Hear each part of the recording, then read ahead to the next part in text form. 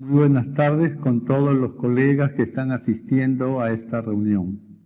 En relación a un interesante tema como es la ética o el aporte de la ética en este escenario de emergencia sanitaria por el cual estamos viviendo.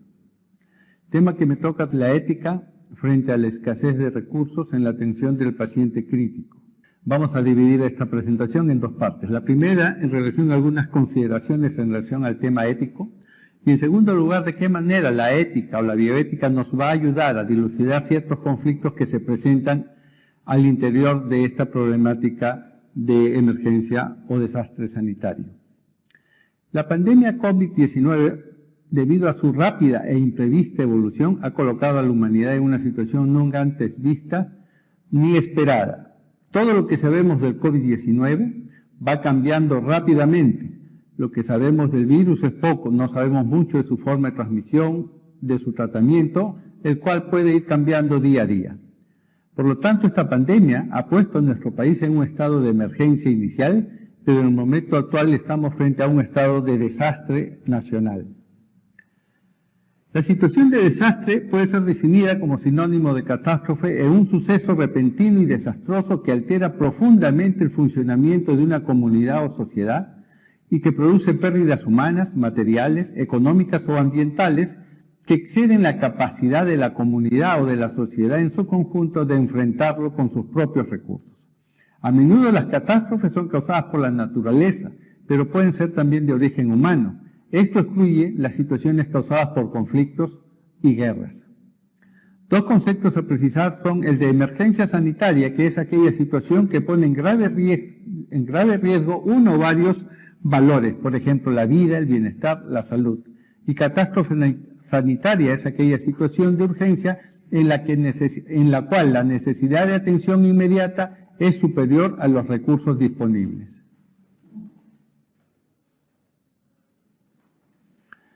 Dentro de esta situación de crisis, la ética nos permite asumir o tener un enfoque que no es el mismo de las situaciones habituales. El enfoque ético, por lo tanto, cambia de un contexto individual a uno de salud pública, que sin descuidar el primero nos obliga a que se tengan que realizar mayor priorización en la atención de la salud enfocada en salvar la mayor cantidad de vidas posible. El Código de Ética y Deontología del Colegio Médico del Perú señala que la ética médica nos orienta la conducta de los médicos hacia el bien, a buscar lo correcto, lo ideal y la excelencia. Por otro lado, la deontología médica establece qué deben y qué no deben hacer los médicos para el cumplimiento de los principios de la ética médica. Esto plantea una pregunta inicial: ¿cómo hacer para estar alineados con la ética y la deontología médica en estos momentos de crisis sanitaria? En esta situación de emergencia sanitaria, la bioética puede acudir en nuestra ayuda. Más aún cuando la disponibilidad de recursos, como es el caso de nuestro país, siempre escasa, se agudiza aún más. La atención en salud habitualmente nos enfoca en los siguientes principios de autonomía, beneficencia, no maleficencia y justicia, los cuales tienen ahora que adaptarse a esta nueva situación sin perder el reconocimiento de la dignidad de la persona humana. Dentro de este contexto, el papel del médico es esencial, no solo en el tratamiento de los enfermos, sino también en la prevención de la transmisión de la enfermedad, evitando convertirse en un factor de la misma en un escenario donde los recursos son escasos y donde el médico tiene que hacer una distribución adecuada de estos recursos en función de la situación de cada paciente. Los principios éticos que vamos a considerar a continuación en situaciones de emergencia son el de justicia, que es proceder con una adecuada distribución de los recursos. Esto se hace más crítico en situaciones como la de nuestro país, que los recursos son escasos. El deber de cuidar, que es la primera finalidad en la atención de salud. El deber de administrar adecuadamente los recursos ya consignados como escasos. Transparencia en todas las acciones y procesos de la atención, los cuales se deben realizar con consistencia, es decir, y hacer de acuerdo a los parámetros previamente establecidos, con proporcionalidad y racionalidad. en las medidas a tomar en cada paciente y en los diversos escenarios de la enfermedad y de la epidemia, actuando con responsabilidad y responsabilidad, o sea, asumir las consecuencias de las decisiones y dar cuenta de ellos cuando sea necesario o cuando nos es requerido. Deberes éticos de la autoridad sanitaria. Ante una situación de emergencia sanitaria, la autoridad de salud en cada IPRES tiene 3 deberes éticos a cumplir, que son planificar, proteger y guiar. Planificar implica dar indicaciones para un correcto triaje, diseñar las herramientas y procesos de atención a los pacientes COVID-19 sin descuidar a los pacientes que no son COVID-19. Asimismo, orientar las decisiones según los niveles de gravedad de los pacientes. En segundo lugar, proteger, en primer lugar, a los trabajadores de salud, dotándolos de los equipos de protección personal adecuados y realizando con prontitud las pruebas diagnósticas para una detección temprana en el caso de que pudieran estar infectados. Y en segundo lugar, a los pacientes, a fin de que no sean estigmatizados o discriminados y reciban la atención que corresponde. Y en tercer lugar, guiar a fin de determinar los niveles de contingencia, determinando la gravedad del paciente, pero sobre todo la posibilidad de poder recuperarse. Para ello, se deben de seguir los siguientes lineamientos. A. Priorizar la atención de pacientes con COVID-19 o sospechosos sin descuidar la atención de pacientes no COVID en situaciones de emergencia o con riesgo de tenerla. Hacer una adecuada distribución de los recursos disponibles, sobre todo de los equipos de protección personal, para brindar una atención segura, gestionar reposiciones oportunas para evitar desabastecimiento y una rotación adecuada. Asimismo, es sumamente importante capacitar al personal de salud sobre el adecuado uso de los equipos de protección personal, el cual debe ser proporcionado racionalmente en función del trabajo que realice cada trabajador de salud. De manera tal que estos equipos vayan, en primer lugar, a aquellos colegas o trabajadores de salud que estén en la primera línea de atención. Guardar la debida confidencialidad y privacidad de los datos de los pacientes. Brindar facilidades en situaciones especiales, por ejemplo, la continuidad de la lactancia materna, la atención de gestantes en trabajo de parto, acompañamiento en caso de niños pequeños, proporcionando los equipos de protección personal adecuados en cada caso. Asimismo, la elaboración de protocolos para la adecuación del esfuerzo terapéutico y decisiones anticipadas. Asegurar el acceso a cuidados paliativos a los pacientes y familias que lo requieran. Planificar los turnos y horas de trabajo del personal de salud a fin de evitar una sobrecarga de trabajo y errores en la atención. Esta situación en estos momentos a veces se torna bastante difícil porque, como sabemos, los colegas mayores de 60 años o con comorbilidad han sido retirados a su domicilio. Hay muchos colegas que están infectados y que también están en cuarentena, otros han fallecido. Por lo tanto, cada vez hay menos colegas para realizar el trabajo, lo que obliga a una sobrecarga de trabajo o una rotación muy corta de las guardias. Por lo tanto, es necesario proveer soporte emocional a los trabajadores afectados por el estrés y el exceso de trabajo. Es muy importante, asimismo, constituir o fortalecer los comités de ética asistencial o de ética clínica que brinden el soporte ético en los casos más complejos o de dilemas éticos que se presentan en esta situación. Es preciso determinar o establecer qué entendemos por adecuación del esfuerzo terapéutico y voluntades anticipadas.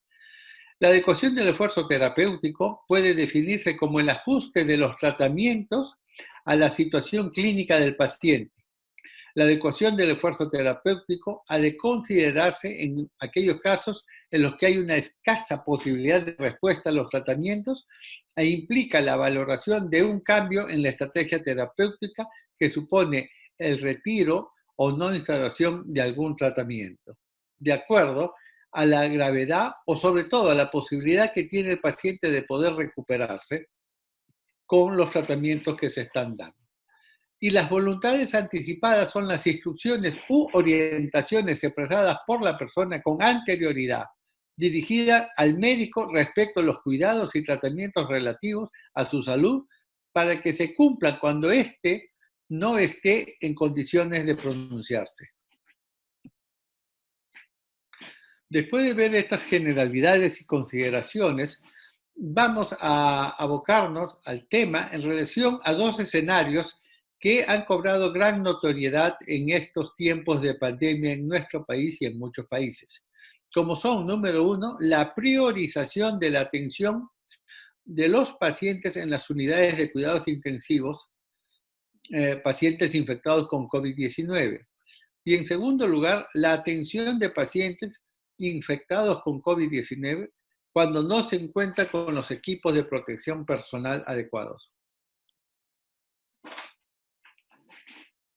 La priorización de atención en las unidades de cuidados intensivos se realiza teniendo siempre presente la dignidad de la persona humana, cuidando que las personas afectadas por el SARS-CoV-2 y aquellos con enfermedades no COVID-19 reciban similares cuidados con criterios de razonabilidad, proporcionalidad y oportunidad.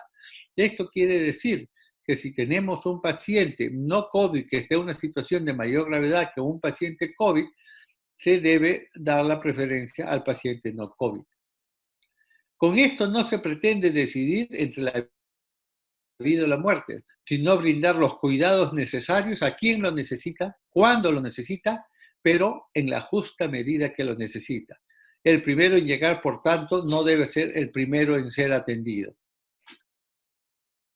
En el caso de que haya una desproporción entre la demanda y los recursos, como ocurre en estos momentos en muchos lugares de nuestro país, es lícito establecer un triaje de ingreso entre los pacientes, basado en el principio de justicia distributiva, evitando seguir el criterio habitual de que el primero en llegar es el primero en recibir asistencia, y el primero en recibir asistencia no es pues el primero en llegar, sino el que esté en una situación más comprometida de su salud.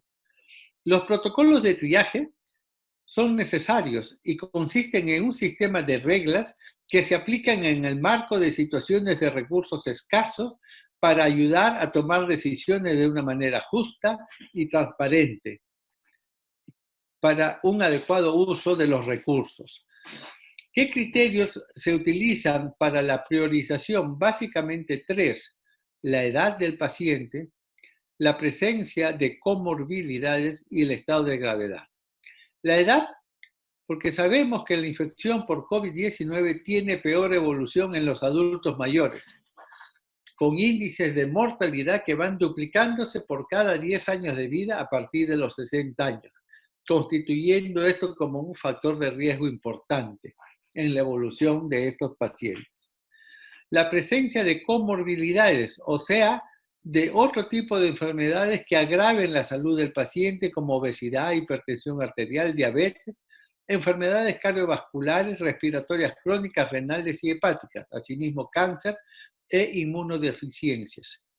El estado de gravedad o compromiso orgánico al momento de su ingreso a UCI debe ser evaluado por estándares internacionalmente reconocidos para tratar de determinar adecuadamente los niveles de prioridad para la utilización de las UCI en situaciones de crisis. Así se han establecido 4 niveles de prioridad. En el primer nivel se encuentran los pacientes críticos e inestables que necesitan monitorización y tratamiento intensivo y que no pueden ser proporcionados fuera de la UCI, como ventilación mecánica invasiva. Ellos requieren prioritariamente su ingreso en UCI. Los pacientes con prioridad 2 son aquellos pacientes que precisan de monitorización intensiva y pueden necesitar intervenciones inmediatas, pero no ventilación mecánica invasiva, sí oxigenoterapia de alto flujo. Estos pacientes prioritariamente ingresarán a la unidad de cuidados intermedios o semicríticos. En tercer lugar o en tercer nivel están los pacientes con prioridad 3. Son aquellos pacientes inestables y críticos, pero que tienen pocas posibilidades de recuperarse a causa de la enfermedad o de los concomitantes que tenga el paciente antes de la infección aguda, en este caso por COVID-19. Estos pacientes pueden recibir tratamiento intensivo para aliviar su enfermedad aguda. Pueden también establecerse límites terapéuticos, como por ejemplo no intubar y no intentar reanimación cardiopulmonar. Entonces, estos pacientes requieren atención, pero dado que la probabilidad de recuperarse es muy baja, muy pobre, no requieren prioritariamente su ingreso a la unidad de cuidados intensivos. Y en el cuarto nivel tenemos la prioridad 4, en el cual su ingreso no está generalmente indicado. Son aquellos pacientes que por su condición de salud están bastante estables y son de muy bajo riesgo, o en el otro extremo del abanico, pacientes cuya enfermedad ya está en un estado terminal e irreversible que hace inminente que sea iniciado el proceso de la muerte. La persona que debe hacer una evaluación de los criterios para ingresar a la UCI es el médico intensivista o el médico encargado del paciente, que basándose en los criterios que hemos mencionado y los niveles de prioridad determinará el ingreso a la UCI o el ingreso a cuidados intermedios. Hay dos momentos en esta decisión. El primero, decía que hay dos momentos en esta decisión tan delicada. Uno es el momento en que el médico prioriza el ingreso de acuerdo a los niveles mencionados a la unidad de cuidados intensivos, y un segundo momento es aquel en que luego de un plazo determinado, que puede ser establecido en 48, 72 horas o un poco más, se hace la reevaluación de la forma como el paciente está respondiendo al tratamiento que se le ha indicado. Y de acuerdo a esto poder determinar si es que el paciente está respondiendo adecuadamente, que garantice que va a recuperarse, continuar en la unidad de cuidados intensivos utilizando todos los recursos necesarios para su restablecimiento. Pero si en esta reevaluación que se hace en el transcurso de unos días, el médico considera que el paciente no está respondiendo adecuadamente al tratamiento y que a pesar de todos los esfuerzos no se va a recuperar, es el momento en que tiene que decidir apartarlo de la máquina para dar paso a que otro paciente pueda ingresar y usar estos recursos. El paciente que sale de la unidad de cuidados intensivos, ya sea porque se ha mejorado, pasará a una unidad de cuidados intermedios, o ya sea que ha empeorado su salud, pasará a un área de cuidados paliativos.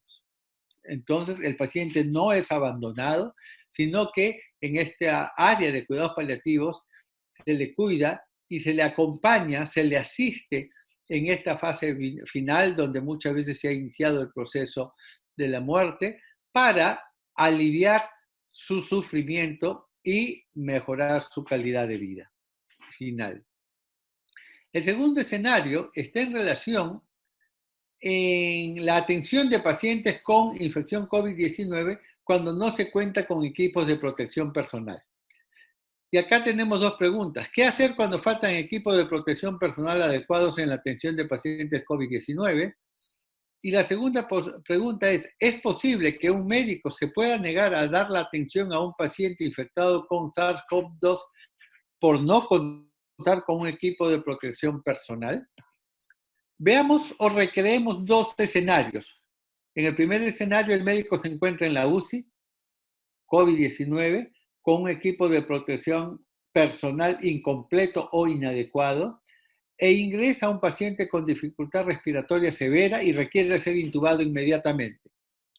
En un segundo escenario, ingresa un paciente a la sala de operaciones que requiere una cirugía de urgencia y el anestesiólogo, el cual no tiene el equipo de protección personal adecuado o este está incompleto, tiene que darle la anestesia, con el riesgo en ambos casos de que los aerosoles que se puedan eliminar por parte del paciente puedan contagiar a estos especialistas. La pregunta es entonces, ¿está obligado el médico a proceder a la intubación sabiendo que en el procedimiento se generarán aerosoles y al no tener la protección correspondiente corre un alto riesgo de contagio y por tanto de poder enfermar? La respuesta la vamos a dar en dos aspectos, un aspecto ético y un aspecto legal. Entonces, ¿es posible que un médico se pueda negar la atención a un paciente con COVID-19? Desde el punto de vista ético diremos que la Asociación Médica Mundial establece que debido al compromiso en el cuidado de los enfermos, los médicos tienen individualmente la obligación de proveer cuidado médico urgente en situaciones de desastre. La atención a pacientes con COVID-19, por tanto, sin las debidas medidas de protección, convierte a los médicos no solamente en una población de alto riesgo de infectarse y de enfermar, sino también de convertirlos en vectores del virus y transmitir la enfermedad a otros pacientes. O sea que tiene una doble connotación, la de enfermarse y la de convertirse en vector. Resulta pues evidente que atender a pacientes con la posibilidad de transmitirles el virus SARS-CoV-2 es una actitud manifiestamente contraria a uno de los principios de la ética médica, como es el de no maleficencia, esto es, no generar algún daño a otro paciente. Por lo tanto, el médico está obligado a protegerse, a cuidarse para evitar ser contagiado. Muchas veces se le pide al médico y al personal de salud más cercano a él tomar acciones heroicas al enfrentarse a este enemigo invisible como es el virus SARS-CoV-2, sin tener en cuenta si tiene o no las armas suficientes y necesarias para ello. Y lo que es peor aún, en muchos casos sabiendo que el profesional no cuenta con el equipo de protección personal para hacer su trabajo. Muchas veces se pide heroísmo a los médicos, pero conviene no olvidar que la tarea del héroe no es inmolarse. El médico, por tanto, puede negarse a atender a los pacientes críticos si no cuenta con los medios protectores para enfrentar los riesgos a su propia salud. La deontología médica no obliga a los médicos a poner en riesgo su seguridad, su salud y su vida. Como dice la Organización Médica Colegial de España, los médicos son el escudo protector de la sociedad y tienen el deber de mantenerse saludables porque la población los necesita. Desde el punto de vista legal, en relación a la pregunta si el médico puede negarse o no a dar atención si no cuenta con los equipos de protección personal, la respuesta es que sí. Sí es posible que el médico pueda negarse a atender a un paciente por no tener el equipo de protección personal, en tanto está protegiendo su salud y hasta su vida, por lo cual no tendría responsabilidad penal ni jurídica si luego de no atender a un paciente, éste pudiera agravar su salud y morir. En la situación del médico sin equipo de protección personal frente al paciente infectado, sucede un conflicto de valores o lo que legalmente se conoce un conflicto de bienes jurídicos.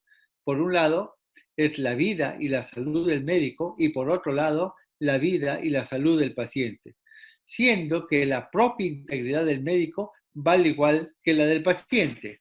En este sentido, el negarse la atención en las condiciones antes señaladas está plenamente justificado, ya que el peligro de contagio, si no se usa un equipo de protección personal adecuado, es inminente, por lo que jurídicamente se valora que este peligro expone la vida del médico frente a la del paciente, sumado a que es imposible que la ley obligue al sacrificio de una vida por otra.